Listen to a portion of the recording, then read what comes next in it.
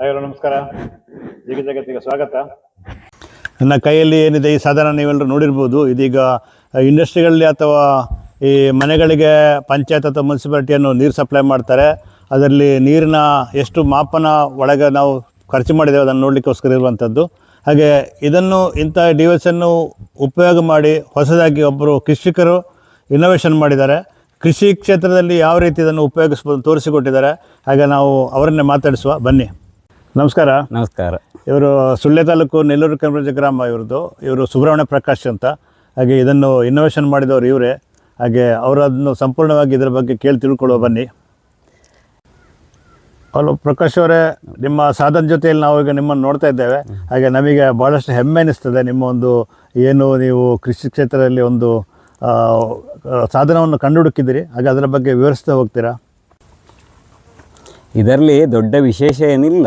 ಒಂದು ನಳ್ಳಿ ನೀರನ್ನು ಅಳತೆ ಮಾಡುವಂಥ ಒಂದು ಮೀಟ್ರನ್ನು ಉಪಯೋಗಿಸಿಕೊಂಡು ನೀರಿನಲ್ಲಿ ಕರಗುವಂಥ ಗೊಬ್ಬರಗಳನ್ನು ಅಡಿಕೆ ಮರದ ಅಥವಾ ತರಕಾರಿ ಯಾವುದೇ ಮರದ ಬುಡಗಳಿಗೆ ಹೇಗೆ 2 ಲೀಟ್ರ್ 1 ಲೀಟ್ರ್ ಅರ್ಧ ಲೀಟ್ರ್ ಹೊಯ್ಬೋದು ಅಂತ ಹೇಳೋದನ್ನು ಇದರಲ್ಲಿ ನಾನು ತೋರಿಸಿಕೊಡ್ತೇನೆ ಅಷ್ಟೇ.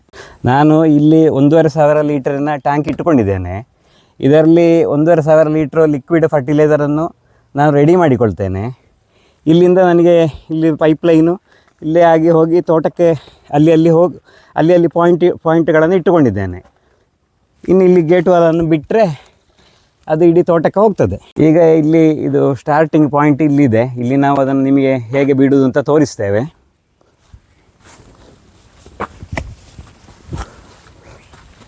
ಈಗ ಟ್ಯಾಂಕಿಯಿಂದ ಬಿಟ್ಟಂಥ ಫರ್ಟಿಲೈಸರು ಪೈಪಿನಲ್ಲಿ ಮೊದಲು ಏರ್ ಇರ್ತದೆ. ಆ ಏರ್ ಮೊದಲು ಬರ್ತದೆ. ಆ ಏರನ್ನು ಈ ಬೈಪಾಸು ಗೇಟ್ ವಾಲ್ನ ಮುಖಾಂತರ ಇದನ್ನು ಹೊರಗೆ ಬಿಟ್ಟು ಏರ್ ಕಂಪ್ಲೀಟ್ ಹೊರಗೆ ಹೋದನ್ನು ಕನ್ಫರ್ಮ್ ಮಾಡಿಕೊಂಡು ಇದನ್ನು ಕಟ್ಟಿ ನಂತರ ಈ ಗನ್ನಿನಲ್ಲಿ ಬಿಡೋದು. ಒಂದು ಸಮಯ ಏರ್ ತೆಗಿಲಿಲ್ಲ ಅಂತ ಆದರೆ ಏರು ಈ ಮೀಟ್ರಿನ ಮುಖಾಂತರ ಪಾಸ್ ಆಗುವಾಗ ಇದರಲ್ಲಿ ಏರ್ ಪಾಸ್ ಆದ್ದು ಕೂಡ ನಂಬರ್ ಕೌಂಟ್ ಆಗ್ತದೆ. ಆಗ ಫರ್ಟಿಲೈಸರ್ ಲೀಟರ್ ಲೆಕ್ಕ ಕರೆಕ್ಟ್ ಬರೋದಿಲ್ಲ. ಈಗ ನಾನು ಈ ಮೀಟ್ರ್ ಹೇಗೆ ವರ್ಕ್ ಆಗ್ತದೆ ಅಂತ ಹೇಳೋದನ್ನು ನಾನು ವಿವರಿಸ್ತೇನೆ. ನಾನು ನಿಮಗೆ ನೋಡಿ, ಇಲ್ಲಿ ಸಣ್ಣಕ್ಕೆ ಒಂದು ರೌಂಡಾಗಿ ಕಾಣ್ತದೆ. ಇದು 1ರಿಂದ 10 ತನಕ ಇಲ್ಲಿ ನಂಬರ್ಸ್ ಉಂಟು. ಅದು 0ದಿಂದ 1ಕ್ಕೆ ಬಂದರೆ ಅದು 100 ml ಅಂತ ಲೆಕ್ಕ. ಹಾಗೆ 1 ರೌಂಡ್ ಬಂದರೆ 1 ಲೀಟರು, 2 ರೌಂಡ್ ಬಂದರೆ 2 ಲೀಟ್ರು, ಅರ್ಧ ರೌಂಡ್ ಬಂದರೆ ಅರ್ಧ ಲೀಟ್ರು. ಇಲ್ಲಿ ನಂಬರ್ಸ್ ಕೌಂಟಿಂಗ್ ಬೇರೆ ಪ್ರತ್ಯೇಕವಾಗಿ ಬರ್ತದೆ. ಅದರಲ್ಲಿ ನಾವು 1,500 ಲೀಟರ್ ಮಾಡಿದ್ದರಲ್ಲಿ ನಾವು ಈಗ ಎಷ್ಟು ಮುಗಿಸಿದ್ದೇವೆ ಆ ಕೌಂಟಿಂಗನ್ನು ನೆನಪಿಟ್ಟುಕೊಂಡ್ರೆ ಎಷ್ಟು ಗೊಬ್ಬರ ಮುಗಿಯಿತು, ಇನ್ನೆಷ್ಟು ಉಂಟು ಹೇಳೋದನ್ನು ಈ ಕೌಂಟಿಂಗಿನಲ್ಲಿ ನಮಗೆ ತಿಳ್ಕೊಳ್ಳಿಕ್ಕೆ ಆಗ್ತದೆ.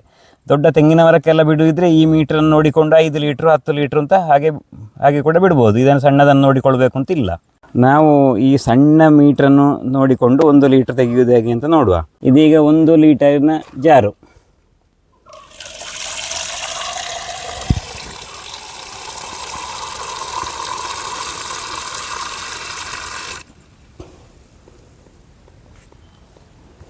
ಈಗ ನೋಡಿ, ಇಲ್ಲಿ 1 ಲೀಟ್ರು ಫುಲ್ ಬಂದಿದೆ. ಈಗ ಇದರಲ್ಲಿ ಇಲ್ಲಿ ನೋಡಿ, ಇಲ್ಲಿ 1 ರೌಂಡ್ ಬಂದಿದೆ. ಇದು 1 ರೌಂಡ್ ಬಂದಿದೆ, 0 to 0. ಇಲ್ಲಿ ನೋಡಿ 47 ಇದ್ದದ್ದು 48 ಆಗಿದೆ. ಹೀಗೆ ನನ್ನ ತೋಟದಲ್ಲೆಲ್ಲ ಈಗ ಅಲ್ಲಿ ಪಾಯಿಂಟ್ಗಳುಂಟು. ನಾನು ಅದಕ್ಕೆ ಇದನ್ನು ಈ ಪೈಪನ್ನು ತಗೊಂಡು ಹೋಗಿ ಅಲ್ಲಿ ಸಿಕ್ಕಿಸಿ ನಾನು ಅಡಿಕೆ ಮರದ ಬುಡಕ್ಕೆ ನಾನು ಒಬ್ಬನೇ ಬಿಡ್ತಾ ಇರ್ತೇನೆ.